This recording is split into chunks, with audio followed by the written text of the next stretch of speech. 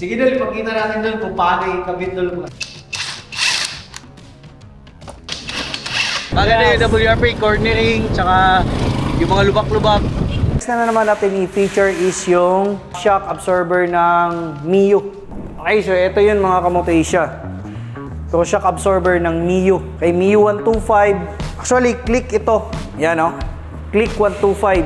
Pero sabi ng mekaniko, tsaka sabi ng installer, is pwede daw ito sa click 125, tsaka lahat ng mga scooters ata, Mio 100, Mio 125i. So pwede daw ito. Tsaka ngayon, ikakabit natin ito sa Honda Click 125i. So open muna natin kasi i-unbox natin. Yun na! Wow! Yan. So kagaya nung monoshock ng Sniper, meron din siyang rebound adjuster. Yan o. Merong hard, soft. Tsaka dito, meron din. Yan. Yun o.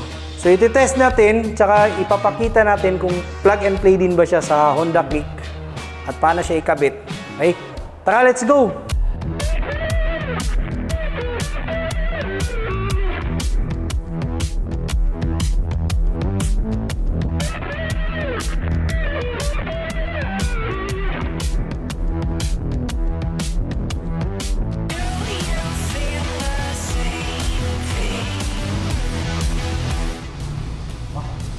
So ready na yun sila idol. Yan ang yan.